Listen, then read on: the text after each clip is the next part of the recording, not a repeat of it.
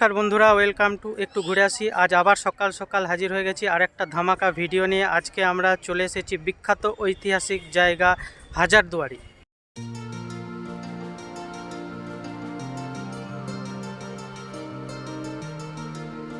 এই নবাবের শহরে অনেকগুলি গুরুত্বপূর্ণ জায়গা আছে, যেগুলি সব আপনাদেরকে ঘুরে দেখাবো এবং তার সাথে সমস্ত ইনফরমেশন দেবো, আপনাদের সঙ্গে শেয়ার করব। সমস্ত ইনফরমেশন দেখতে থাকুন। নবাবের শহর হাজারদুয়ারিতে কিভাবে সহজে চলে আসতে পারবেন এবং কত খরচা পড়বে, কোথায় থাকবেন, সমস্ত কিছু ডিটেলসও আপনাদেরকে জানাবো। ভিডিওটা আগে দেখতে থাকুন, সাথে থাকুন, শুরু করাই।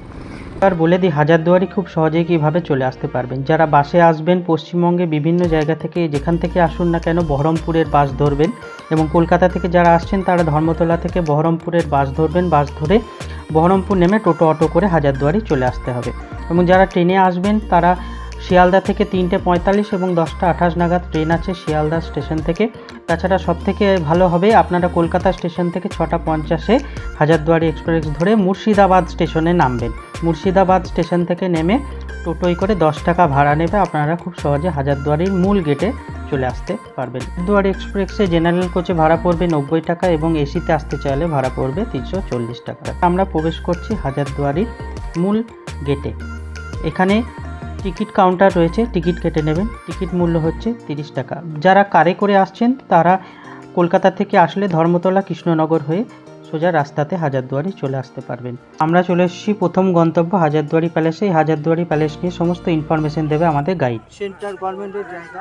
এই যে সামনে যে মস্ত বাড়িটি দেখতে পাচ্ছেন, বাড়িটির নাম হচ্ছে ইমামবাড়া। সমস্ত হাজারদুয়ারি ঘোরাতে গিয়ে আপনাকে প্রথমে নিয়মটা বলি। হাজারদুয়ারি ভিতরে কোনো রকম মোবাইল, ক্যামেরা, ল্যাগেজ এবং কি জিনিসে হাত দিয়ে গাইড করা সর্বস্বভাবে নিষিদ্ধ। তাহলে গাইড দিয়েছেন, গাইড কীভাবে বলে বুঝাবে? সরকারি বড় বড় গেট খুলে দেওয়া হয়েছে, জিনিসের 5 হাত 10 হাত দূর থেকে বলে বুঝিয়ে দেওয়ার পরে গাইড আপনাকে টিকিট দিয়ে ভিতরে প্রবেশ করাবে। ভিতরে কতক্ষণ থাকবেন, কতক্ষণ দেখবেন, সেটা ব্যক্তিগত ব্যাপার আপনার। এই যে সাদা রঙের মস্ত বাড়ি, বাড়িটির নাম হচ্ছে ইমামবাড়া। ইমামবাড়া কথার অর্থ হচ্ছে ইমাম হাসান আর হুসাইন দুই ভাই ছিলেন, যারা কারবালা প্রান্তে স্বচ্ছ রেশনটা তৈরি করেছিলেন। কেন? ওনারা ছিলেন শিয়া সম্প্রদায়িক ভাই। এই শিয়া সম্প্রদায়িক ভাইরা মহরম শোক উৎসবটাকে খুবই শ্রদ্ধাভাবে করেন। এই শ্রদ্ধাভাবে করার জন্যে ওনারা এত বড় বিল্ডিংটা করে দেয়। বিল্ডিংটা দেখুন, 3টি অংশতে তৈরি করা। 3টি অংশতে কেন তৈরি করা? আগে মুসলমানদের মহিলাদের পুরুষের সামনে আসার অনুমতি ছিল না। সেই অনুমতি ছিল না বলে এক পাশটায় লেডিস, এক পাশটায় জেন্টস, সেটাকে ধর্মশালা বলা হয়। এই ধর্মশালাতে থাকা খাওয়া দাওয়ার ব্যবস্থা করে দেওয়া হতো মহরম উপলক্ষে। 10 দিন খুলে দেওয়া হতো, লঙ্গার খানা চলতো, যাকে বলা হয় সেবা নারায়ণ, যাকে বলা হয়, এইখানে চলতো। এই 10 দিন এখনও কোথায় চলে আসছে। এই 10 দিন, মহরমের 10 দিন এখনও খুলে দেওয়া হয়। হিন্দু, মুসলিম, জৈন, খ্রিস্টান যে কোনো ধর্মের লোক যেতে পারে, আসতে পারে, কোনো রকম টাকা পয়সা লাগে না। এই বাড়িটির নাম হচ্ছে ইমামবাড়া। দেখা যাচ্ছে না, এই ঘোড়াটিকে বলা হয় দুলদুল ঘোড়া। অনেক মুসলিম সম্প্রদায়িক ভাইদের দোকানে, বাড়িতে দেখতে পাবেন হালাম পাঞ্জার মতন হাত বেরিয়ে এরকমভাবে ঘোড়ার ছবি দেওয়া হয়। সেটাকে মানে ঠাকুর স্থাপন করে এই ঘোড়াটাকে তৈরি করা হয়েছে এবং রাখা হয়েছে এইখানে। দুলদুল ঘোড়া ঘোড়াটির নাম। এই ঘোড়াটিকে রূপো, চাঁদি, সোনা দিয়ে সাজিয়ে মহরম উপলক্ষে বের করা হয়। এইখানে মহরম কীভাবে শোক পালন করা হয়? হাতে বড় বড় তরবাল, বড় বড় চাকু নিয়ে নিজের পিঠকে নিজে কাটবে, নিজের মাথাকে কাটবে এবং আঙ্গুলের ওপর দিয়ে হেঁটে ছোট ছেলে থেকে নিয়ে বয়স্ক মানুষ পর্যন্ত হাই হোসেন, হাই হোসেন বলে রক্তপাত করে মহরম শোক উৎসবটা এখান থেকে পালন করা হয়। মাঝখানে যে চূড়াটা দেখা যাচ্ছে না, ওটাই ধর্মস্থান। এই পাশ আর ওই পাশ হচ্ছে, ওই পাশটা ছেলেদের অংশ ছিল, তার জন্য ওর ভিতরে ঢুকলে মহরমের টাইমে ঢুকবেন যখন দেখতে পাবেন রয়েছে ওইখানে মসজিদ। কেন? ছেলেরা মসজিদে জামাত পড়েন, সেই কারণের জন্য। দিনে বেড়ানোর প্রোগ্রামে কোথাও বেড়াতে যাবেন মনে করছেন, অবশ্যই চলে আসুন এই হাজারদুয়ারি। সহজেই একদিনে ঘুরে ফিরে যেতে পারবেন, তার জন্য ভিডিওটা অবশ্যই দেখতে থাকুন। খুব সহজে আমি সব কিছু বলে দিয়েছি। তাছাড়া যদি থাকতে চান তাহলে আমি বেশ কিছু হোটেলের নাম এবং তার কন্ট্যাক্ট নাম্বার নিচে ডেসক্রিপশনে দিয়ে দেবো। কামানটির নাম হচ্ছে বাচ্চা বলি কামান। বাচ্চা বলি কামান কেন বলা হয়? আজ থেকে 200 বছর আগে ভাগীরথী গঙ্গার গর্ভে থেকে এই কামানটিকে বালির চর থেকে খুঁজে পাওয়া যায়। সেই খুঁজে পাওয়ার পরে পরিষ্কার করে 80 সেল বারুদ দিয়ে একবারই টেস্ট করা হয়। টেস্ট করাকালীন বিভৎস আওয়াজে যারা গর্ভবতী মা বোনরা ছিলেন গর্ভতে পাত হয়, যারা বয়স্ক বাচ্চা ছিলেন শব্দতে কান মুখ থেকে রক্ত উঠে মারা যায়। তার জন্য নবাবের সিল করে নাম দিয়েছে বাচ্চা বালি কামান এবং বাচ্চা বালি তো। কামানটিকে নির্মাণ করেছিলেন জনার্দন কর্মকার, ঢাকা বাংলাদেশে বাড়ি। উনারই হাতে নির্মাণ করা এই কামানটি। বলতে পারেন এই নামটা আপনারা পেলেন কোথায়? ওইখানে ছিল নেম প্লেট, সেই নেম প্লেটে নামটি পাওয়া গিয়েছে। এটাকে সিরাজের মদিনা বলা হয়। একমাত্র নবাব সিরাজউদ্দৌলা জীবিত থাকাকালীন যদি কোনো রকম স্মৃতি বেঁচে রয়েছে এই মদিনাগড়টি। নবাব হবার আগে নবাব সিরাজউদ্দৌলার মা আমিনা বেগম মনে বাসনা প্রার্থনা করেছিলেন, আমার ছেলে যদি উড়িষ্যা, বিহার, বাঙ্গালের রাজধানী রাজা হতে পারেন তো আমি মক্কা শরীফ থেকে পবিত্র মাটি নিয়ে সেখানে মদিনা তৈরি করে দেবো। যারা গরিব মানুষ মক্কায় হজ করতে যাওয়ার সমর্থ ক্ষমতা থাকে না, 7 পাক ঘুরলে মক্কার হজের নিকিটা সবরূপ হয়। তাই নবাব সিরাজউদ্দৌলা দাদু আলীবর্দী খাঁ যখন মক্কায় হজ করতে যান সেখান থেকে পবিত্র মাটি নিয়ে এসে নবাব সিরাজউদ্দৌলা হাত দিয়ে তৈরি করে দেওয়া হয়, যার নাম হয় সিরাজের মদিনা এবং চন্দন কাঠের মদিনা। ধূপকাঠি মোমবাতি জ্বালাতে গিয়ে সেই চন্দন কাঠের মদিনাটা পুড়ে যাওয়ার পরে তারপরে হয়ে যায় পাকা মদিনা। এই মদিনা এখনো প্রতি বৃহস্পতিবার খোলা হয়। এখানকার মানুষরা খুবই ইনাকে শ্রদ্ধা করেন, বাড়িতে বসে স্নান করে ঠাকুর কাছে যা প্রার্থনা করেন সেটা পূর্ণ হয়। এখানে হিন্দু মুসলিম সবাই আসেন বৃহস্পতিবারে ধূপকাঠি মোমবাতি জ্বালান। আমার ভিডিও দেখলে আশা করি আপনাদের গাইড লাগবে না, তবুও যদি গাইড করতে চান গাইডের খরচা হচ্ছে 100 থেকে 200 টাকা। এই যে বিল্ডিংটা দেখতে পাচ্ছেন এই বিল্ডিংটির নাম হচ্ছে হাজার দুয়ারি। সবাই বলেন নবাব সিরাজউদ্দৌলার বাড়ি, কিন্তু নয়। এই নবাব সিরাজউদ্দৌলা মারা যাবার 72 থেকে 80 বছর পর মির্জাফর জেনারেশন এই বিল্ডিংটাকে তৈরি করেছেন ব্রিটিশ যৌথভাবে। কেন? এটা হচ্ছে actually British court. Orissa, Bihar, বাঙ্গালের রাজধানী আমাদের দিল্লি পার্লামেন্ট যেরকম সেরকম ব্রিটিশ পার্লামেন্ট ছিল এবং ব্রিটিশ কোর্ট ছিল। নবাব সিরাজউদ্দৌলার বাড়ির নাম ছিল হাজার দরবারি, আর এই বিল্ডিংটির নাম হচ্ছে হাজার দুয়ারি। এটা কোনো নবাবের বাসস্থান নয়, এটা হচ্ছে কোর্ট। সেই সামনে এগিয়ে যাবো, 16.5 লক্ষ সোনার মুদ্রা খরচ হয়েছিল। এই বিল্ডিংটির ভিতরে থাম হচ্ছে 52খানা, সিঁড়ি হচ্ছে 36খানা। বিল্ডিংটির দুই পাশে দুটি কামান, এই কামান দুটোকে ওয়েলকাম কামান বলা হয় এবং গাদা কামান বলা হয়। নবাব যখন দরবার ঘরে আসতেন তখন উপরে মুখ করে দুম করে বাস করা হতো। সবাই সাবধান হয়ে দাঁড়িয়ে যেতেন নবাবকে ওয়েলকাম জানানোর জন্য।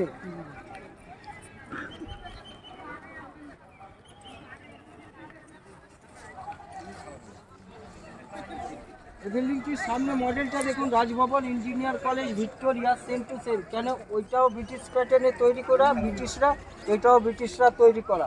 এটা যখন কোর্ট ছিল সেই কোর্টে বসবার জন্য একটা টাইম মেনটেন্সের প্রয়োজন ছিল, তাই ইস্ট ইন্ডিয়া কোম্পানি থেকে এইখানে ঘড়িঘরটাকে তৈরি করে দেওয়া হয়।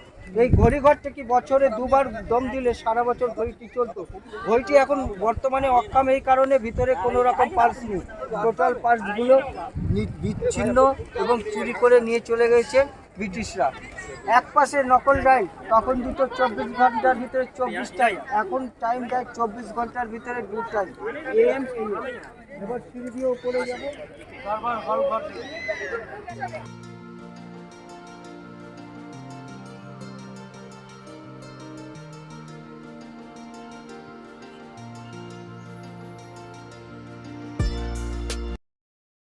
ওই দূরে যে তাল গাছগুলো দেখা যাচ্ছে গঙ্গার ওই প্রান্তে, সেই জায়গাটা ছিল নবাব সিরাজউদ্দৌলার বাড়ি, যাকে হীরাঝিল প্রাসাদ বলা হয়। সে পলাশির যুদ্ধের পরে কামান মেরে টোটাল জিনিসগুলোকে ছিন্ন বিচ্ছিন্ন করে দেওয়া হয়। নবাব সিরাজউদ্দৌলার কোনো রকম অস্তিত্ব থাকে না। একমাত্র ওই মদিনা ঘরটা দেখালাম, সেটাই নবাব সিরাজউদ্দৌলা।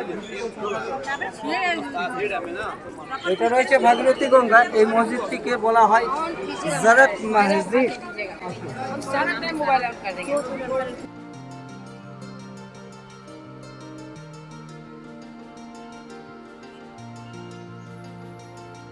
হাজারদুয়ারি ফেমাস কিসের জন্য?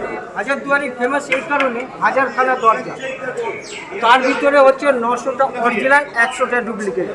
আমার হাতের বাঁ পাশে দেখতে পাচ্ছেন অরিজিনাল গেট, আর হাতের ডান পাশে দেখতে পাচ্ছেন সেটা হচ্ছে ডুপ্লিকেট। 100খানা ডুপ্লিকেট, 900খানা অরিজিনাল। 900 আর 100 হাজার, তার জন্য নামকরণ হয়েছে হাজারদুয়ারি।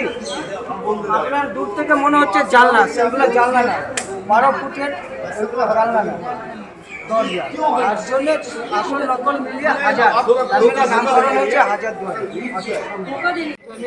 হ্যাঁ, একটা বালতিতে যদি আপনি একটা বাটি যত উঁচু থেকে ফেলেন ধাপক করে ডুববেন, ডুবে তলবার দেখবেন। আমি যেটা করছি আপনারা করবেন, দেখবেন বিল্ডিংটা করবেন। এটা হাইড্রোলিক সিস্টেমে তৈরি করা, এই বিল্ডিংটা পুরোটা আর্কিটেকচারভাবে তৈরি করা। যেরকম ভূমিকম্প হলে আগে তো কামান চার্জ হতো, ওতে যেরকম বিল্ডিংটি নষ্ট না হয়ে যায়।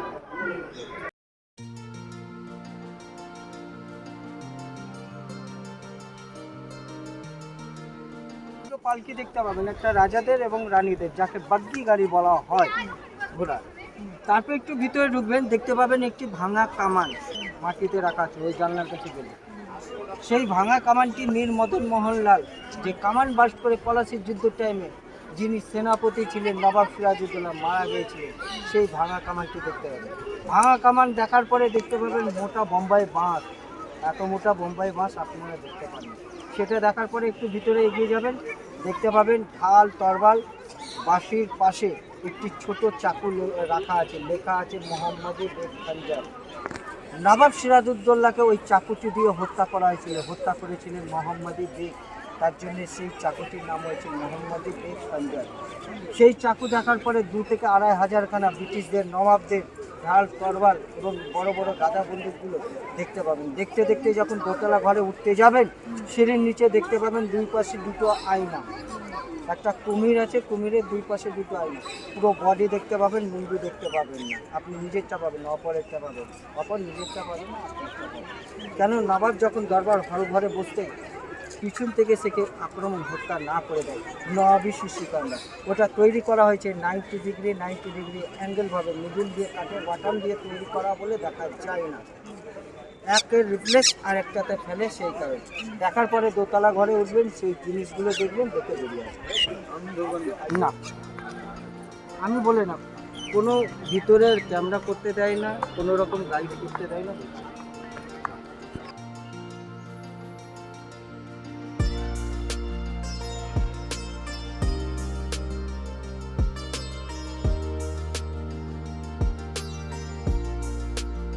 বাইরে যে একটা মসজিদ দেখা যাচ্ছে, সেই মসজিদটির নাম হচ্ছে চাঁদনি চক মসজিদ। মির্জাফরের যে 3য় বউ ছিল, যার নাম মান্নি নিশা বেগম, ওনারই পয়সা দিয়ে তৈরি করা, ওনারই পয়সা।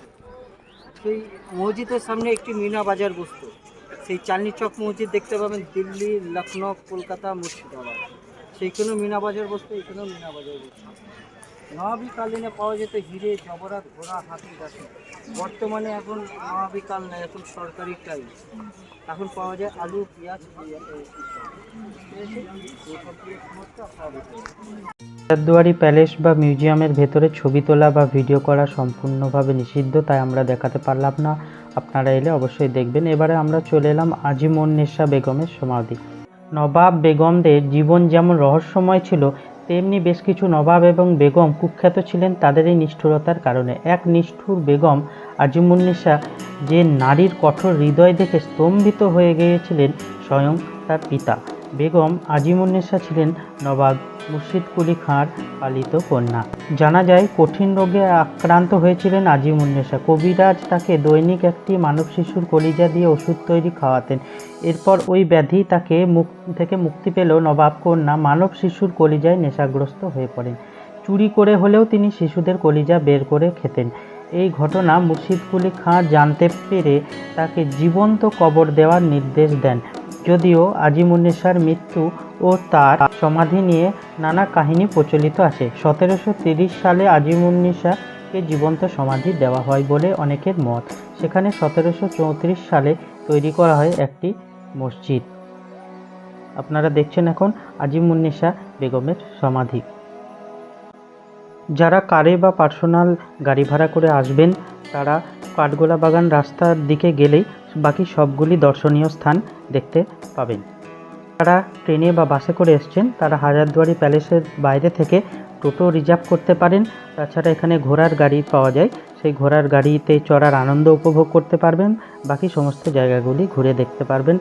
এবার আমরা আজিমুন্নেসা বেগম সমাধির পর আমরা এবার চলে এলাম আমাদের তৃতীয় দর্শনীয় স্থান জাফরাগঞ্জ দেবত্ব ও দাতব্য প্রতিষ্ঠান। এখানে টিকিট মূল্য হচ্ছে 20 টাকা এবং এখানে অবশ্যই আসবেন, তার কারণ এখানে জমিদারদের ব্যবহৃত সমস্ত জিনিসপত্র দেখতে পাবেন। তাছাড়া খুব সুন্দর সুন্দর ঠাকুরের মূর্তি এখানে দেখতে পাবেন। তাছাড়া এখানে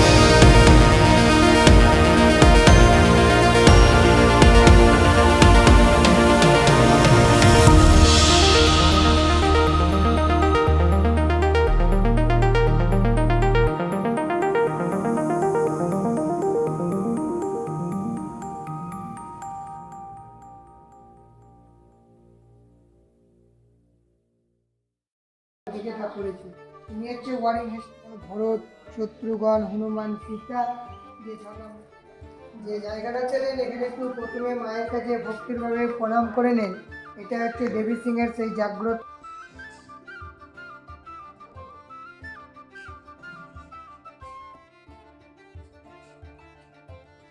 আমি গেটের কাছে দাঁড়াচ্ছি, ঠিক আছে? আর আমার মন্দিরটা দেখে আসেন। সামনে যেটা 33টা দেখলেন সেগুলোকে স্যার আলাদা করে নিম কাঠ দিয়ে বসানো, যেটা ঘুরে এখানে আসলাম।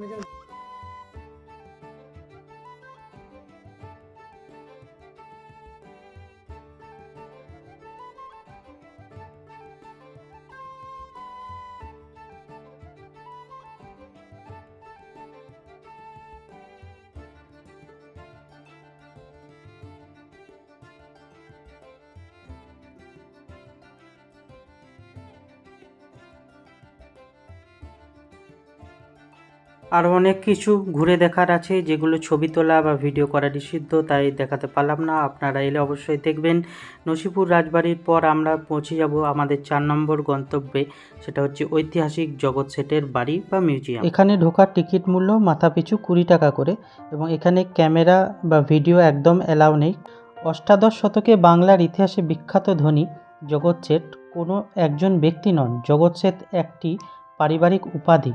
বিপুল ধনসম্পদ ও সেই সুবাদে প্রভূত রাজনৈতিক ক্ষমতা ভোগকারী এই পরিবারটির আবাস ছিল সেই বাংলার এই রাজধানী মুর্শিদাবাদে। তবে এই পদাধিকারী মহাপ্রতাপ চাঁদ নবাব সিরাজউদ্দৌলার সময়ে একজন বিশেষ ক্ষমতার রাজন্য ছিলেন। তখনকার দিনে বাংলার শ্রেষ্ঠ ধনী ছিলেন তিনি। এমনকি জমিদার ও নবাবরা পর্যন্ত কর পরিশোধের ক্ষেত্রে তার অর্থের ওপর নির্ভরশীল ছিলেন। জগৎ শেঠের রাজবাড়িতে আরও অনেক কিছু দেখার আছে, ক্যামেরা বা ভিডিও অ্যালাউ না থাকার কারণে আমরা দেখাতে পারলাম না। আপনারা এলে অবশ্যই দেখবেন, মিস করবেন। এবার আমরা চলে এলাম আমাদের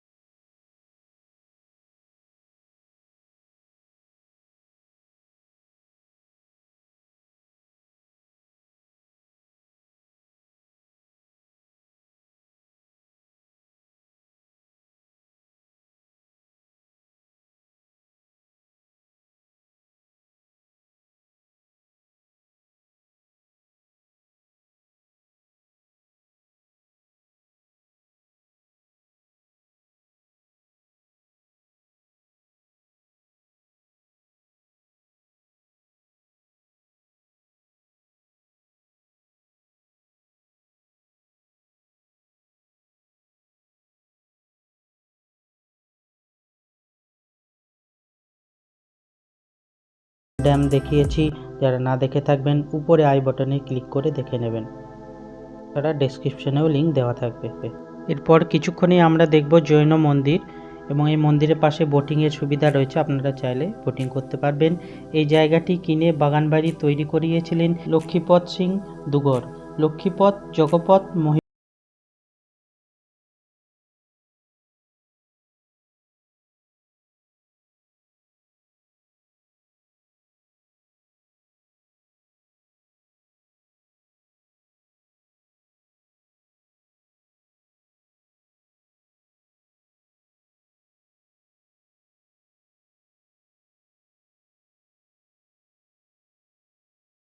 নতুন মতিঝিল পার্কে। এটি জামা মসজিদের ঠিক ডান দিকে অবস্থিত। এই মতিঝিল পার্কে প্রবেশ মূল্য হচ্ছে 30 টাকা। এই মতিঝিল ছিল পলাশির যুদ্ধের ষড়যন্ত্রের আঁতুড়ঘর। নবাব নওয়াজেশ মতিঝিল তৈরি করলেও জায়গাটির নাম প্রথমে মতিঝিল ছিল না। এই নাম দেন বাংলা, বিহার, উড়িষ্যার নবাব আলীবর্দী খাঁ। নবাব নওয়াজেশ সাগর থেকে বড় বড় ঝিনুক এনে ছড়াতেন এই মতিঝিলে অবস্থিত যে 700 বিঘা জলাশয়, সেই জলাশয়টি আপনাদেরকে কিছুক্ষণই আমরা দেখাচ্ছি। ওই জলাশয়ে ঝিনুকগুলি মুক্তবতী হয়ে গেলে ওই মুক্ত নবাব নওয়াজেশ উপহার দেন আলীবর্দী খাঁকে। সেই মুক্ত বা মতি পেয়ে আলীবর্দী খুশি হয়ে এই ঝিলের নাম দিয়েছিলেন মতি ঝিল। এই যে সেই দিঘিটা যেখান থেকে মুক্ত বের করে আলীবর্দী খাঁকে নওয়াজেশ দিতেন। এটি হলো সেই মতিঝিল। আলীবর্দী খাঁয়ের জ্যেষ্ঠ কন্যা ছিলেন ঘসেটি। ঘসেটি বেগমের আসল নাম ছিল মেহেরুন্নেসা।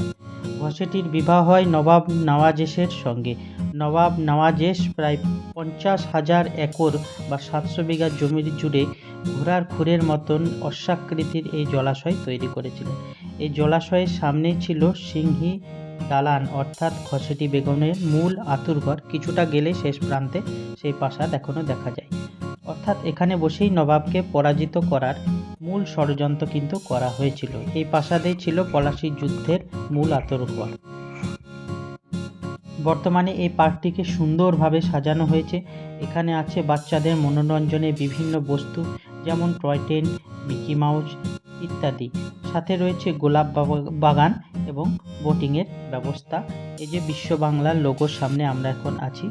এখানে থাকার বেশ কিছু কটেজও আছে, আপনারা চাইলে বুক করতে পারেন। বুক করার জন্য মতিঝিলের নিজস্ব ওয়েবসাইট থেকে বুক করতে পারবেন। তাছাড়াও অনেক হোটেল আছে, আপনারা থাকতে চাইলে থাকতে পারেন। তার কন্ট্যাক্ট নাম্বার এবং নাম আমি ডেসক্রিপশনে দিয়ে দেব। প্রতিদিন সন্ধ্যা 6:30টায় এখানে মিউজিক এবং লাইটের শো হয়, আপনারা অবশ্যই কিন্তু দেখে যেতে পারেন। আশা করি ভিডিওটি আপনাদের খুবই ভালো লেগেছে। যদি ভিডিওটি ভালো লেগে থাকে অবশ্যই সাপোর্ট করার জন্য লাইক, শেয়ার এবং সাবস্ক্রাইব করে দেবেন।